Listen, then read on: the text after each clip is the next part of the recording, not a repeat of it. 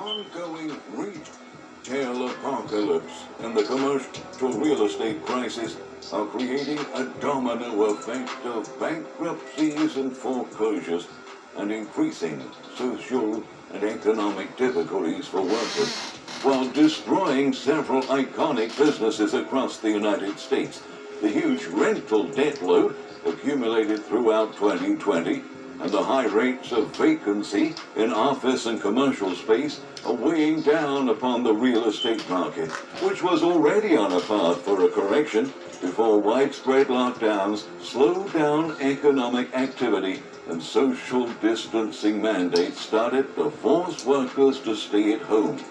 Now, experts are warning that the multi-phase crisis the real estate market is currently facing might not only result in a crash, as it could potentially generate much more financial pain for the entire country in the months ahead. So, welcome to today's Epic Economist video. Don't forget to give this video a thumbs up, share it with your friends, and subscribe to our channel to keep updated with future videos. Reports displaying pictures of empty stores in previously scorching hot markets are becoming more frequent, as the U.S. has been losing some of its most iconic businesses to the current recession. In New York, famous stores based in Soho and other parts of Manhattan are failing as residents have fled away from the city to find safer spots amid the growing social turbulence. Consequently, only between February and October last year, more than 30,000 retail jobs have been lost in the city, and many more are to come, given that most of these businesses have been hanging by a thread. Foot traffic has remarkably declined in the face of continued stay-at-home mandates, and most of these stores are struggling to make enough revenue to survive, and particularly to afford their luxury rental payments. According to Crain's New York, retail spaces in the Fifth Avenue shopping district between 49th and 59th Street had an average of over $3,000 per square foot. In that way, a 2,500 square foot store, for instance, would pay $7.5 million in rent each year under these lease terms. Conversely, if that store starts missing rental payments, the losses the landlord would face would also be in the range of millions of dollars. There is an old saying that the three most important elements in retail success are location, location, location. But nowadays, the cost of being near to a customer base might be too high, considering the fast expanding online shopping trend has been shifting the direction of potential sales to a virtual environment. The decay of physical stores has been largely accelerated by lockdowns and social distancing regulations, and the decrease in the number of people leaving home to work or shop is contributing to the decline in the value of pretty much any retail location. A 2021 Moody's Analytics report outlined that the brick-and-mortar retail sector has so far been the sector most affected by the pandemic and the subsequent rise in e-commerce sales. We project neighborhood and community shopping center vacancy rates to reach a high this year of 12.7%, up from 10.5% at the end of 2020. Empty storefronts do not help to attract customers to visit the businesses that are still open, and the more these businesses find strains to make it through the recession and afford their rental payments, the more the real estate market will struggle. Many retailers were able to negotiate rent concessions over the past year, but these are difficult times for property owners too. Landlords have been missing real estate taxes and mortgage payments since their tenants are becoming increasingly delinquent on their payments. According to Moody's Analytics' latest projections, back rent for commercial real estate properties is nearing $70 billion, which puts us on a debt bubble only comparable in size to what was seen during the Great Recession. Furthermore, as it is getting incredibly hard to find paying tenants to occupy the empty space, landlords have been lowering rent prices and in some cases even bailing out some store chains to help keep business alive. According to Bloomberg, cheap funding costs have extended a lifeline to many troubled big retail store chains, which has helped to decelerate the pace of U.S. bankruptcy filings. But small shops, offices, and hotels continue to be particularly vulnerable to the effects of the health crisis. King & Spalding's financial analyst, Sarah Borders, has pointed out that the real estate industry is facing an existential crisis of what's next. She affirmed that there's no turning back, and there is no way to reverse the ongoing shift to online shopping and remote working. Therefore, the commercial real estate market will likely face more pressure in the months ahead, while office real estate will suffer as employees delay a return to work. The challenges faced by the hospitality industry are also severely impacting the real estate sector. A few weeks ago, Eagle Hospitality Real Estate Investment Trust, which owns corporate, leisure, and airport hotels across the U.S., filed for Chapter 11 bankruptcy. According to recent data compiled by Bloomberg, 11 companies with more than $50 million of entities have already filed for bankruptcy in the U.S. this year alone. And 2021 just started 2 months ago.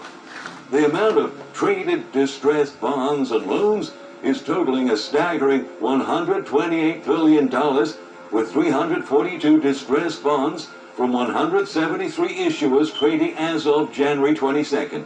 And that's according to Trace data. That's up from 326 and 167 bonds and borrowers, respectively, 1 week earlier. This data shows that with every week, more and more companies become delinquent to their rental debt, and the debt bubble is one coup short of spiraling out of control. We haven't even started addressing how relentless the recession has been for the office real estate market yet. The most recent loss happened last week, as reported by Wolf Richter in his blog, Wall Street. Salesforce, the largest employer in San Francisco and an anchor tenant in the 1.4 million square foot Salesforce Tower, the tallest building west of the Mississippi, owned by Boston Properties, the largest office landlord in San Francisco, announced today in a blog post that it would switch to a hybrid work-from-anywhere model going forward. We're not going back to the way things were, the president and chief people officer Brent Hyder told the Wall Street Journal. He says, "I don't believe that we'll keep every space in every city that we're in, including San Francisco." Hyder wrote in a blog post that an immersive workspace is no longer limited to a desk in our towers. The 9-to-5 workday is dead, and the employee experience is about more than ping-pong tables and snacks. To accommodate employees when office work is resumed, the company will not need so much office space, and the layout of the remaining offices will be dramatically changed into community hubs to accommodate a more hybrid work style. Gone are the days of a sea of desks, said Hyder, who moved out of San Francisco to Southern California last year. As more and more CEOs move the headquarters of their companies away from metropolitan areas, the rates of vacant office space on the market are exploding to all-time highs, exceeding prior records set during the financial crisis and the dot-com bust to 13.9 million square feet, according to Cushman & Wakefield. Sublease space is accounting for more than half of the total vacant office space, as companies have been putting on the market their now unneeded office space, attempting in every way to decrease their rental debt, but still failing to do so.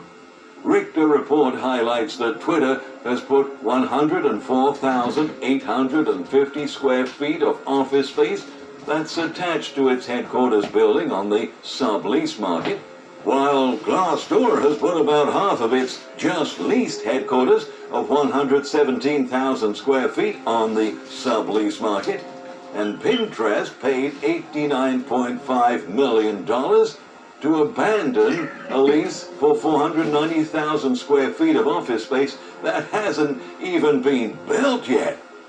Just as Salesforce, several other companies such as Uber, Old Navy, Yelp, Oracle, and Dropbox have all been dumping office space as they start to shift their operations to the virtual environment permanently.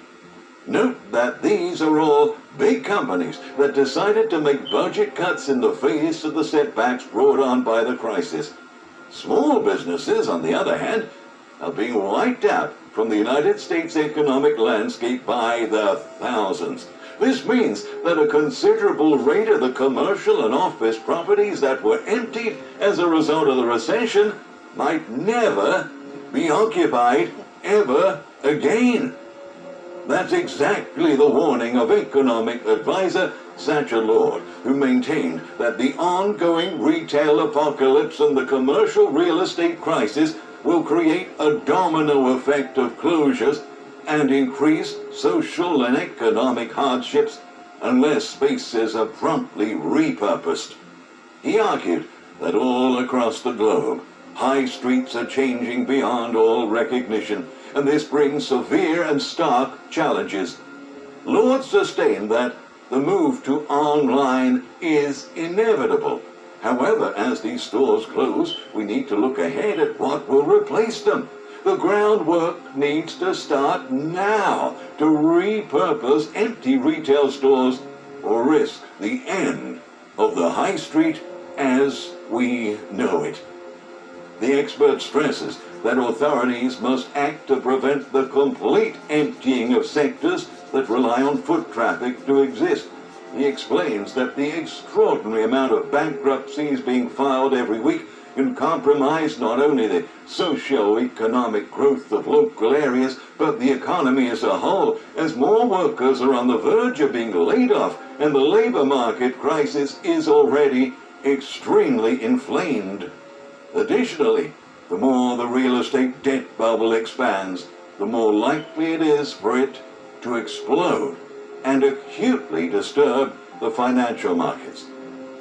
In short, pretty much every segment of the real estate sector is facing a crisis of its own.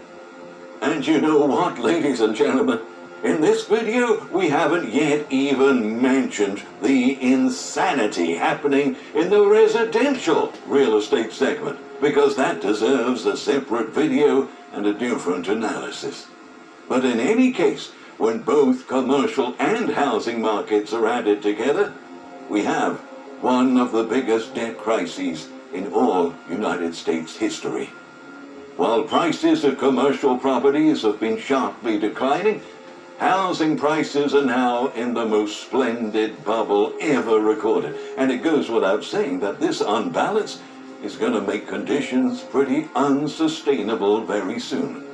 Just as for the stock markets, it isn't easy to accurately forecast the precise time a crash will occur, but by analyzing historical patterns, it is possible to see when one is coming. And knowing that at this stage of the economic downturn we're trapped into an everything bubble, it's just a matter of time until the real estate market blows up in the air and repeats the same scene we've watched during the last bubble burst. Only this